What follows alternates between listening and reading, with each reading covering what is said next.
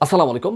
যারা মনে করছেন আগামী জাতীয় সংসদ নির্বাচনে চট্টগ্রাম ৮ আসন থেকে হাসান আজাহারী লড়বে একজন প্রার্থী হিসেবে, তারা এই ভিডিওটা অনেক বেশি শেয়ার করবেন।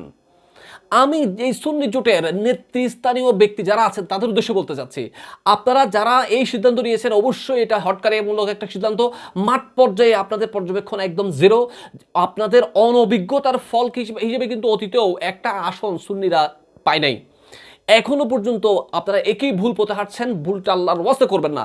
আপনারা যদি মনে করেন যে আগামী জাতীয় সংসদ নির্বাচনে চট্টগ্রাম ৮ আসন থেকে একজন যোগ্য প্রার্থী আমরা দিব, তাহলে হাসান আজাহারীর বিকল্প হচ্ছে একমাত্র হাসান আজাহারী।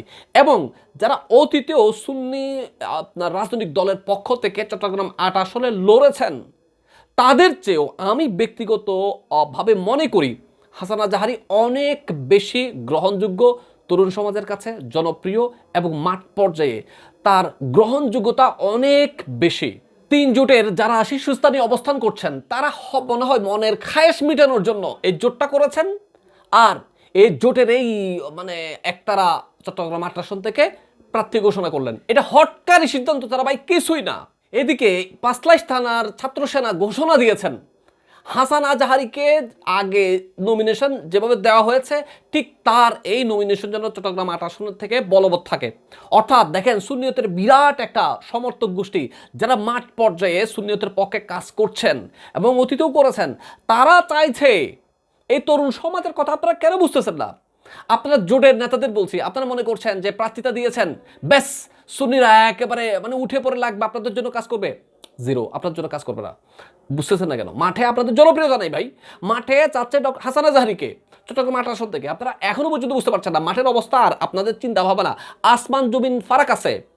আপনারা মনে করলে যদি আপনাদের প্রার্থিতা দিয়েছেন আপনাদের প্রার্থী হয়ে যাবে একতারা থেকে, ঘুমে আছেন, বোকার স্বর্গে আপনারা বসবাস করছেন। আর একটা কঠিন কথা বলি, ডোন্ট মাইন্ড। হ্যাঁ, এই যে একতারা এই যে চট্টগ্রাম ৮ আসন থেকে প্রার্থিতা করছে, সারা বাংলাদেশে একটা আসনে একতারা পাবে না। কারণ একতারা কিন্তু মানুষ চেনেও না। আমিও তো দুদিন আগে চিনতাম না একতারা দুতারা গানগুলো এখন মানুষ গায় না তো। ওই একতারা বাজায়ও না, দুতারা বাজায়ও না, মানুষ চেনে না তোরে ভাই। জনপ্রিয়তা থাকতে হবে আপনাকে, আপনার গ্রহণযোগ্যতা থাকতে হবে। আপনাদের মাঠের মধ্যে সমর্থক নাই বা আপনাদের মানুষ চেনেও না। শুধু একতারা সারা বাংলাদেশ থেকে পাবেই না, সারা বাংলাদেশের মধ্যে কিন্তু ফরিদছড়িও আছে, ফরিদছড়ি থেকেও একটা আসনও পাবে না, এটা নিশ্চিত থাকেন। কারণ মানুষ আপনাদের চেনে না। সর্বশেষ বলবো, আপনারা যারা জোট করেছেন, আপনারা যদি মনে করেন যে সুন্নিয়তের মশাল জাতীয় সংসদে ইনশাল্লাহ আমরা আগামী ২০২৬ সালের জাতীয় সংসদ নির্বাচনে জ্বালাবো ইনশাল্লাহ, তাহলে আল্লাহর ওয়াস্তে হাত জোর করে মিনতি করছি, আপনাদের নেতাদের ইগো এক পাশে রেখে হাসান আজাহারীকে তরুণ সমাজ চাচ্ছে মোমবাতি প্রতীকে, আপনারা আল্লাহর ওয়াস্তে একতারা প্রার্থী উইথড্র করে বা আপনাদের সিদ্ধান্ত থেকে আপনারা সরে এসে পূর্বের ওই সিদ্ধান্তে আপনারা অটল থাকুন। ইনশাল্লাহ সুন্নিয়তের বিজয় অতীব সন্নিকটে। লাস্ট কথাটা বলছি, যদি আপনারা তরুণ সমাজ কি চাইছে বা সারা দেশের এই তরুণ সমাজ কোন প্রার্থীকে চট্টগ্রাম ৮ আসন থেকে দেখতে চাইছে, বিশেষ করে ভোটার হিসেবে কারা চট্টগ্রাম ৮ আসন থেকে কাকে চাইছে, আপনারা যদি এই আমাদের সাধারণ মানুষের সুন্নিদের কথা পাত্তাই না দেন, কানেই না দেন, অবাই সুন্নি জনতা আপনাদের বৃদ্ধা আঙ্গুল দেখাবে। এটাই বাস্তবতা।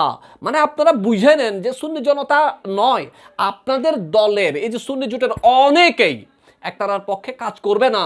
নিশ্চিত দেখিয়েন সারা বাংলাদেশে তারা একটা আসনও যদি পাই, ভিডিওটা অন দ্য রেকর্ড বলছে, আমাকে বলিয়েন, আমি জাতির সামনে লাইভে এসে ক্ষমা চাইব।